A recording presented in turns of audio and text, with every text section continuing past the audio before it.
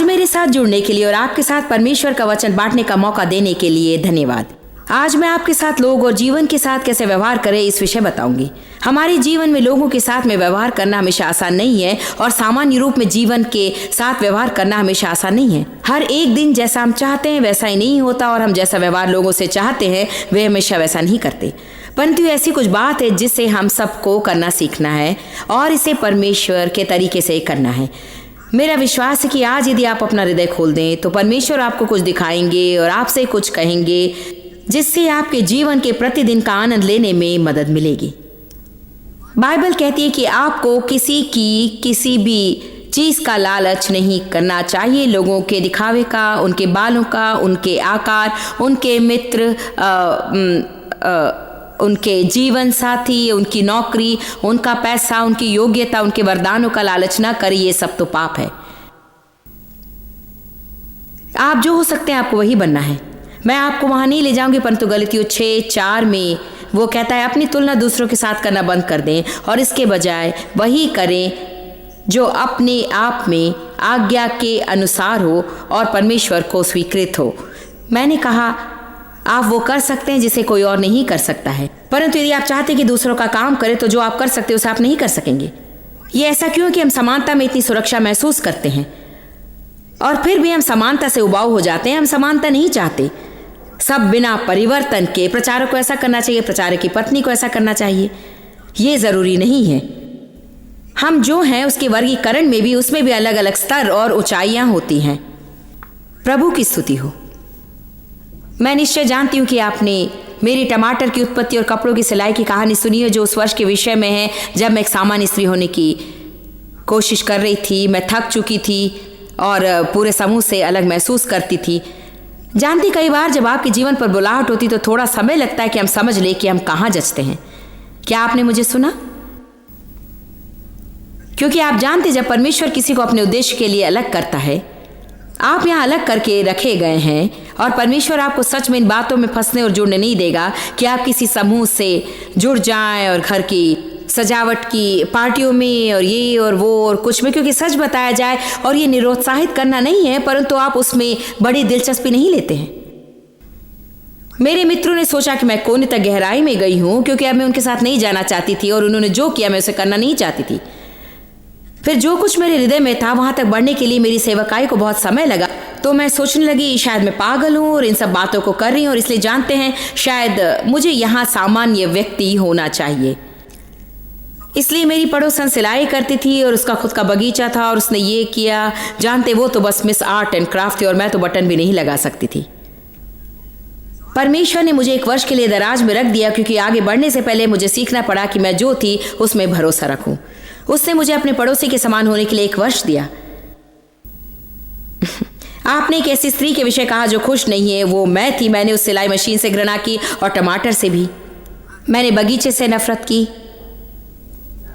उन सब से नफरत की, परंतु मैंने उसे करते रहने की कोशिश की। मैंने डेव के लिए शॉर्ट्स बनाए और जब मैंने उसे पूरा किया तो उसकी जेब उस शॉर्ट से भी लंबी थी। मैंने टमाटर बढ़ाए, 2 वर्षों तक मैंने टमाटर बढ़ाए और फसल के समय काली टिड्डियों का एक समूह आया। 2 वर्षों की मेहनत और मेरे टमाटर में बड़े बड़े गड्ढे कर दिए और उन्होंने उसके टमाटर को कुछ नहीं किया और वो मुझसे बस 15 फीट की दूरी पर रहती थी। मैं परमेश्वर के पास कुड़कुड़ाते हुए गई कि मैंने उन टमाटर के लिए प्रार्थना की थी। टिड्डियों ने मेरे टमाटर क्यों खाए और उन्होंने उसके टमाटर छोड़ दिए, मैं नहीं समझ सकी। उसने कहा मैंने तुम्हें टमाटर बढ़ाने के लिए नहीं कहा, उनकी सुरक्षा करना मेरा कर्तव्य नहीं है।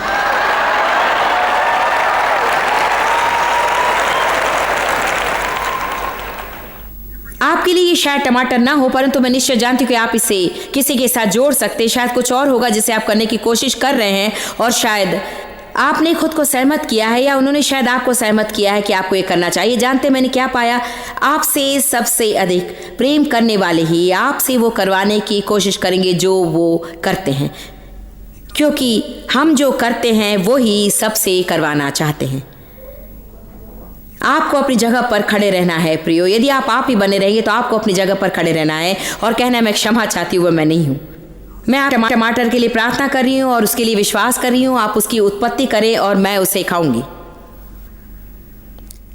मैंने सोचा मैं वो सब क्यों करूं, जैसे जमीन खोदना, घास साफ करना और खाद डालना, पसीना बहाना, काम करना, जार साफ करना, जबकि मैं स्टोर में जाकर $1 में 3 कैन टमाटर खरीद सकती हूँ। अब आप देख सकते कि वो मैं हूं। आप में से कुछ लोगों के लिए आपके जीवन की सबसे पसंद की बात होगी कि आप एक जार जेली और कैन ग्रीन बीन्स और कैन पीचेस बनाएं। मेरा सोचना है कि ये सब बहुत ही सुंदर लगता है, सचमुच प्रभावशाली है।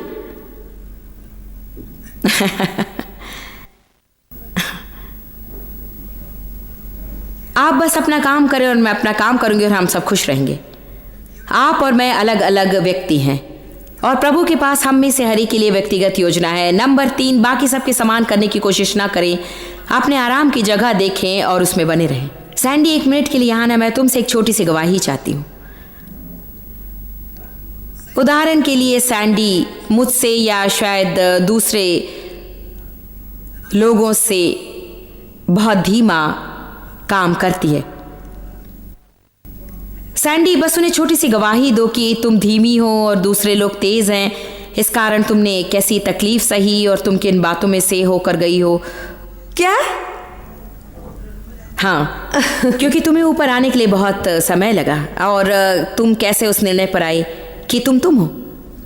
हाँ, सच में इस विचार के द्वारा सताई गई थी कि मैं बेवकूफ़ थी, मूर्ख थी, दूसरे लोगों से धीमा काम करती थी। फिर तुम्हें क्रोध आता था जिसे मेरी माँ बहुत लंबे समय से कह रही थी, परंतु लंबे समय से बदल चुकी है। परंतु बहुत गुस्सा करने वाला व्यक्तित्व वहाँ तुम्हें मूर्ख से महसूस करवाता क्योंकि तुम धीमी थी और वो तेज थे। मैं बस अभी अभी उसके साथ व्यवहार कर रही हूँ। मैं सच में अभी सोच रही थी, परंतु उसके पहले मैं मानो मैं उन कामों को धीरे करती हूँ क्योंकि सच में उन्हें सही करती हूँ, निश्चित करती हूँ सही किया।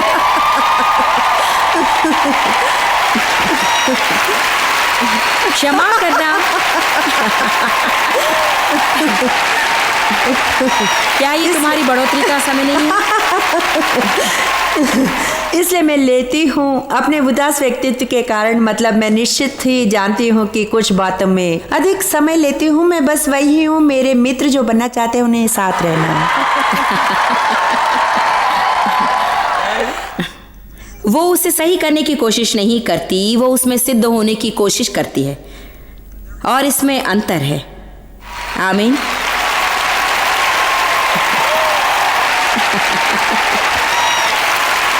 कितनों के पास अपने व्यक्तित्व में उसके समान छोटी सी बात है जिसके विषय आप सोचते हैं कि वो बाकी सबसे कुछ अलग है और उससे आप परेशान हैं। क्या आज आप निर्णय लेंगे कि आप जैसे भी हैं वैसे ही आप खुद को स्वीकार करेंगे? मैं चाहती हूं आप खुद को अच्छे से गले लगा ले। अब कहे मैं खुद को पसंद करती हूं। सब लोग जो टीवी पर देख रहे हैं, आप खुद को अच्छे से गले लगा ले और ऐसा ही कहे, सुनिए, खुद को जरा थपथपाए, मैं खुद को पसंद करती हूं।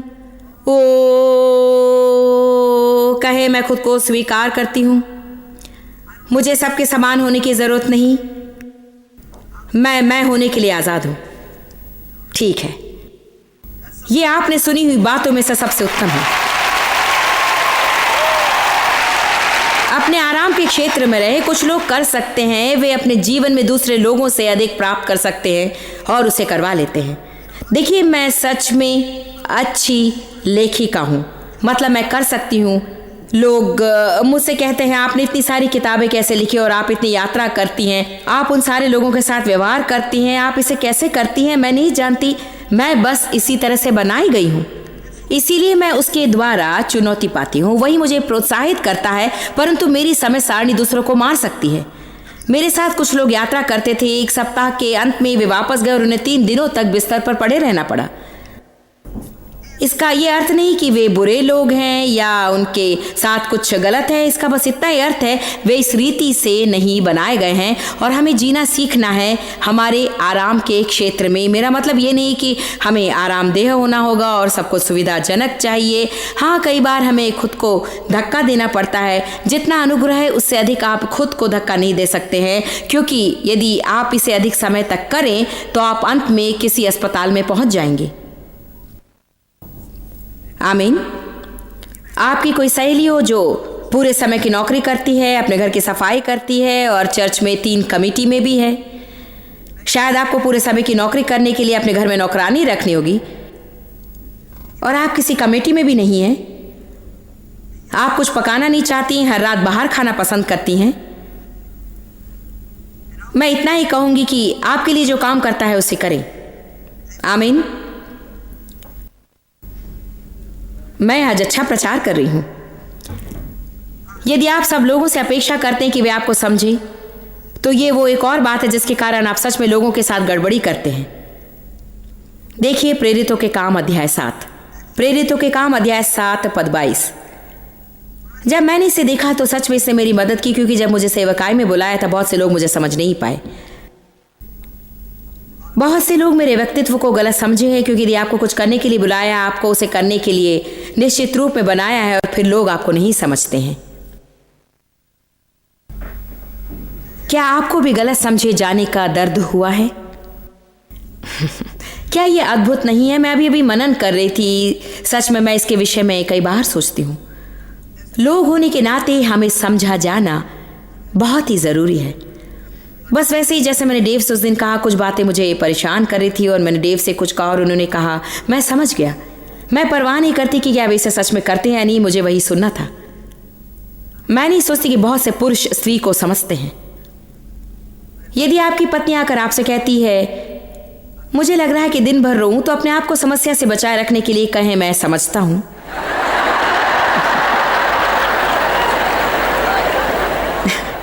यदि वो आपसे कहती है, मुझे लग रहा है कि नया ड्रेस खरीदूं, तो कहें, मैं समझता हूं।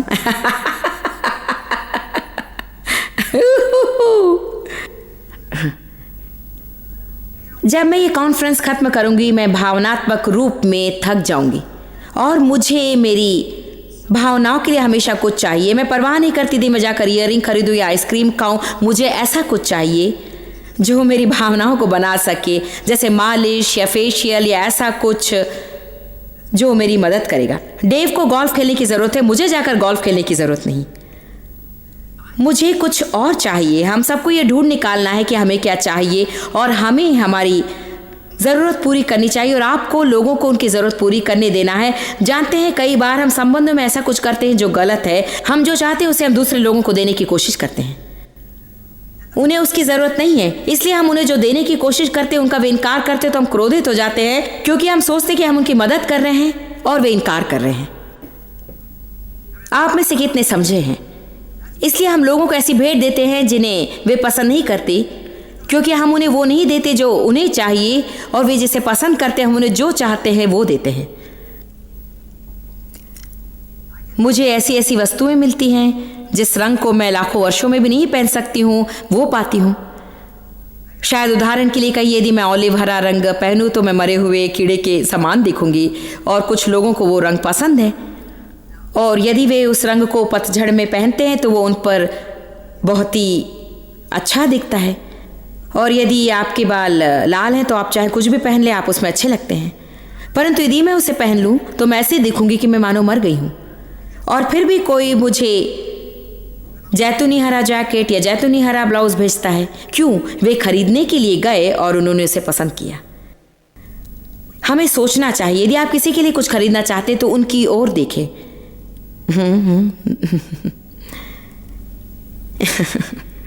या फिर उनकी बात सुने। लोग आपको हमेशा बताते कि उन्हें क्या चाहिए, परंतु अधिकांशतः लोग जो चाहते हैं हम उन्हें वो नहीं देते, क्योंकि वो हमें पसंद नहीं है।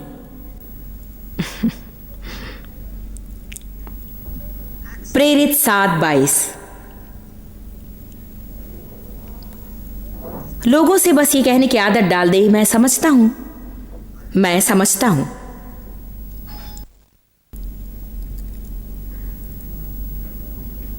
मूसा को मिस्रियों की सारी विद्या पढ़ाई गई और वो बातों और कामों में सामर्थी था।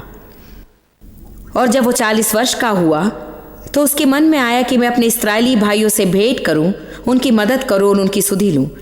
इसलिए प्रभु ने किसी की मदद का दर्शन उसके हृदय में डाला और उसने एक व्यक्ति पर अन्याय होते हुए देखकर उसे बचाया और मिस्री को मारकर सताए हुए का पलटा लिया। अब देखिए वचन 25। उसने अपेक्षा की कि मेरे भाई समझेंगे कि परमेश्वर मेरे हाथों से उनका उद्धार करेगा। ऐसा समझ लिया कि वे उसे स्वीकार करेंगे, परंतु उन्होंने उसे ना समझा। मुझे ये पसंद है। मूसा ने सोचा वे समझ जाएंगे, परंतु वे उसे नहीं समझे। वो उनकी मदद करने की कोशिश कर रहा था और वे इनकार कर रहे थे। उन्होंने सोचा, हाँ तुम क्या सोचती हो कि तुम कौन हो। उसके हृदय में ये बातें थी कि परमेश्वर ने वहां रखा है और वो उनकी मदद करना चाहता था। बहुत से लोग उनके जीवन में उसका अनुभव करते हैं और इसके कारण परेशान हो जाते हैं। मैं ऐसी जगह पहुंची जहां मैंने जान लिया कि यदि परमेश्वर मुझसे मेरे जीवन के विषय कहता है तो इसका यह अर्थ नहीं कि उसने मेरे जीवन के विषय में आपसे कहा है। यदि आप मेरा दर्शन नहीं समझते हैं तो मैं आप पर क्रोधित नहीं हो सकती हूँ, क्योंकि परमेश्वर ने मेरे दर्शन के विषय आपसे नहीं कहा है, उसने मुझसे कहा है। परमेश्वर ने हमसे क्या कहा ये सबको बताए फिरने के बजाय हमें बस आगे बढ़ना है और प्रभु हमारे जीवन में जो करना चाहता है उसे करने देना है। और फिर जब वे उसका फल देखेंगे तो वे समझ जाएंगे कि परमेश्वर ने हमसे क्या कहा है। जब परमेश्वर ने मुझे बुलाया तो ऐसा दिखता था कि परमेश्वर मुझे सबके अंत में उपयोग कर सकता है। मैं सबको बताती फिरती, मेरी सेवकाई पूरे संसार में फैल जाएगी और वो उन सबसे बड़ी सेवकाई में से एक होगी जैसे कोई स्त्री चलाती हो और लोग मुझसे कहते तुम मजाक कर रही हो। हम सोचते कि तुम शैतान से सुन रही हो। फिर वो मुझे निराश कर देता क्योंकि वे मेरे साथ सहमत नहीं थे। नंबर 5, अलौकिक संपर्क के लिए प्रार्थना करें। कभी बहुत अधिक करीबी मित्र रखने की कोशिश ना करें। हम सबको कुछ की जरूरत है, परंतु बहुत से मित्र रखने की कोशिश के कारण हम सबके लिए बुरे मित्र हो जाते हैं। जानते हैं, ये शायद कुछ अजीब सुनाई दे, परंतु यीशु के 12 चेले थे और फिर पतरस, याकूब और यूहन्ना का उसके साथ निश्चय ही दूसरों की तुलना में अच्छा संबंध था। मैं सोचती हूँ कि हम उसकी ओर देखकर कह सकते हैं हमें एक दूसरे से प्रेम रखना चाहिए, सबके साथ मित्रता रखनी चाहिए, परंतु क्या आप जानते हैं सबके साथ सच में करीबी संबंध आप नहीं रख सकते हैं।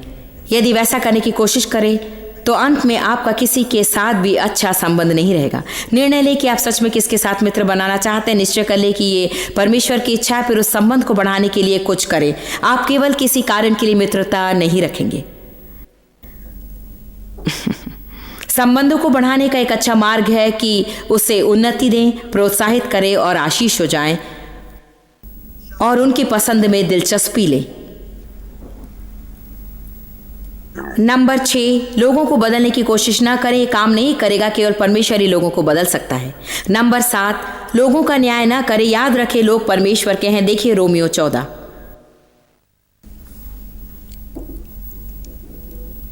रोमियो 14 वचन 4।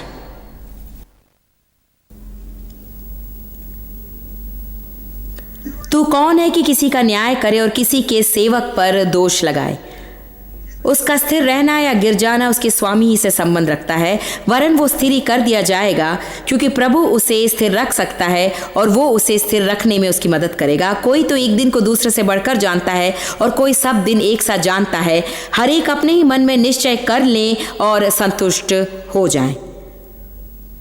अब देखिए वचन 12, और हम में से हर एक परमेश्वर को अपना अपना लेखा देगा। कमरे में आपको छोड़ आपके लिए उत्तर देने वाला कोई नहीं होगा। हमें हमारी देखभाल करने में समय बिताना है, ना कि सबकी देखभाल करने में समय बिताना है। कहिए मुझे मेरे काम की ओर ध्यान देना है और वैसा करने पर मेरे और अधिक मित्र होंगे। नंबर 8, निर्णय ले कि हर व्यक्ति की सबसे उत्तम बात पर विश्वास करेंगे। हमेशा क्या के पीछे क्यों होता है। हम हमेशा देखते कि लोग क्या कर रहे हैं, परंतु नहीं जानते कि वे इसे क्यों कर रहे हैं। हम देखते कि वे कहाँ हैं और नहीं जानते कि वे वहां पर कैसे पहुंचे। हमारे पास हमेशा चुनाव होता है कि हम नकारात्मक या सकारात्मक पर विश्वास करें। यदि आप इस एक सिद्धांत का पालन करेंगे तो हमारा जीवन बहुत ही अच्छा हो जाएगा। हमेशा जब तक आपके सामने साबित करके न दिखा जाए तब तक अच्छे के लिए विश्वास करें। किसी बात का अनुमान न लगाएं, सबसे उत्तम पर विश्वास करें। लोगों के साथ आपका जो उत्तम समय बीता उसे याद करें और ना कि उसे जब आपको दुख पहुंचा और जब आपको चोट पहुंची। मैं संबंधों में कुछ समय के लिए परेशानी का सामना कर रही थी। किसी परिस्थिति में चोट पहुंची और बस दूसरे दिन मैंने निर्णय लिया कि उस संबंध में बहुत से अच्छे समय थे और मैं पीछे मुड़कर देखूंगी और उन्हें याद करूंगी। मैं वही याद रखना चाहती हूँ। जब आप ऐसा करते हैं तो आगे बढ़ सकते हैं और कड़वे नहीं होंगे। आमीन। नहीं तो वो कड़वाहट की जड़ आपके जीवन में होगी और आपके जीवन में वो जहर घोल देगी। आइए हम चुनाव करें कि केवल अच्छी बातों को याद रखेंगे और उन बातों को नहीं जिसने हमें चोट पहुंचाई। आप अपने जीवन में उलझने वाली, दोष ढूंढने वाली आत्मा को न आने दें, उसे अनुमति न दें। मैं आपको चुनौती के लिए प्रोत्साहित करती हूँ, एक दिन बिना किसी कुड़कुड़ाने, बुड़बुड़ाने और दोष ढूंढने के बगैर जीने की कोशिश करें। नंबर 9, दूसरे लोग आपसे क्या कहते हैं या आपके साथ कैसा व्यवहार करते हैं उसके आधार पर अपनी कीमत या मूल्य निश्चित ना करें। क्या आपका कभी इनकार किया गया है? बहुत लोग जिन्हें गोद लिया गया है वे अपने जीवन में किसी बात की कमी को महसूस करते हैं। वे हमेशा महसूस करते हैं जैसे मुझे कोई नहीं चाहता, इसलिए मुझ में कुछ न कुछ गलत ही होगा। यदि मैं तुम्हारी जगह होता तो मैं खुद के साथ वो करता। बाइबल भजन संहिता 27:10 में कहती है, हालांकि मेरे माता पिता ने मेरा इनकार किया, प्रभु मुझे ऊपर उठाएगा और अपनी संतान के समान गोद ले लेगा। अच्छी बात है ना?